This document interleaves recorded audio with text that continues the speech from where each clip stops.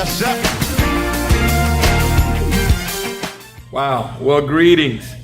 This is Pastor Milton Wren Jr., Senior Pastor of Kingdom Builders right here in Birmingham, Alabama. And it is time for Midday Motivation. It's time to get motivated. I don't care what's going on. Do me a favor, text somebody, tag somebody, and tell them that the Midday Motivation is on. Let's get motivated so we can get our day started and keep moving in the right direction. I want to call your attention to a very familiar passage in St. Luke's Gospel, chapter 13. You read it when you get a chance, around verse 10 through 17. The story is told about a young lady that came.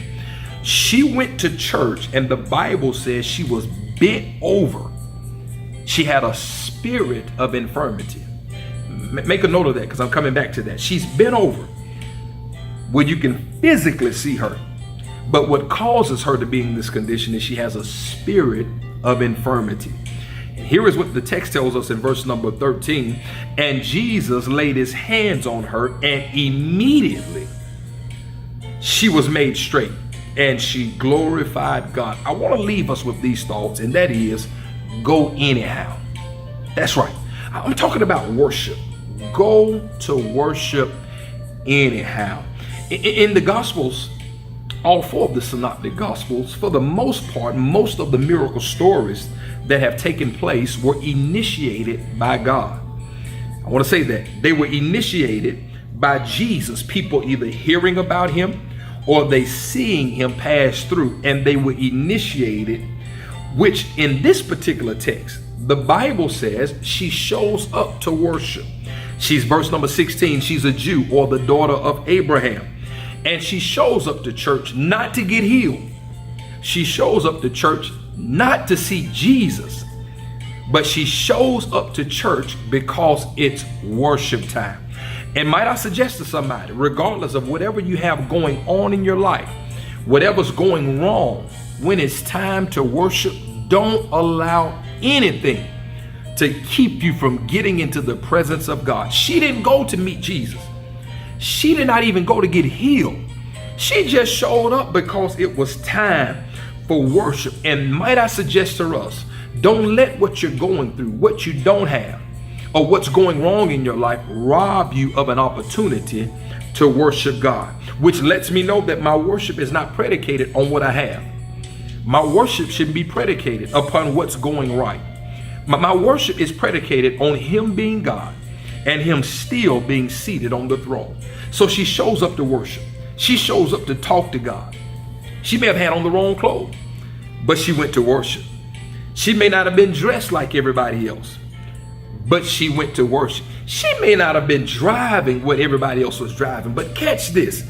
She shows up to worship because she understood my worship is about who I am and my relationship that I have with God. And I want to encourage somebody, no matter where you are, your worship is about you and your God. She's bent over, the text says. She can't see, which means if she's bent over, the only thing that she can see is the ground. That's significant, because if she can see on the ground, all she sees is dirt. So maybe her thinking was dirty, because she couldn't look up, she could only look down. And look at what takes place. While being down, she sees everything beneath her looking the same.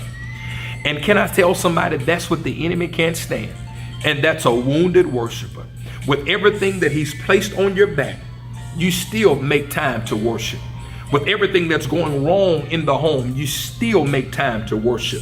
And that has the devil more confused than anything, because he thought the last trial you went through would have caused you to walk away from God, walk away from his church, and do your own thing. But because it caused you to go further in worship, he lost that battle. Here it is. Worship is not just about what God or who he is. It's about me being in his presence. And even if he doesn't heal me, I'm not showing up for the healing. I'm showing up just to worship. This was her mindset. And the Bible says she has a spirit of infirmity. It's a physical sickness that we can see, but it's caused by something spiritual. So the devil may have done for her what he did to Job. What if the devil went to God and asked for her like he did Job? And God says, you can do whatever you want, you just can't touch her soul. And so he's placed everything he could on her, but it did not stop her from worshiping. Her persistence and her faith caused her to keep going despite of what was stacked against us. And as a result of being faithful in her worship, Jesus shows up and he tells her, woman, you're already healed. What I love about this text is when he laid his hand on her, he didn't straighten her up. She got her own self straight. And can I suggest this to us? He's already given us his word. And one touch from God will cause you and I to do for ourselves what nobody else could do. And that is get up and get busy. Number one, worshiping the God that healed us, worshiping the God that delivered us, and worshiping the God that brought us out. Go anyhow, regardless of what you don't have. Go anyhow, regardless of who's not with you. If you make the conscious decision to go anyhow, I believe that Jesus will meet you there. And not only will he meet you there, but everything you've been praying for and every heart's desire that's been laid upon you, he's going to grant it because of your faithfulness in your worship. I love you. We're praying for you. And until next time, let's keep building the kingdom one person at a time. Let's build.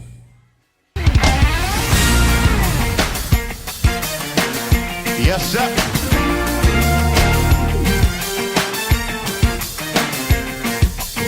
Everybody clap, come on.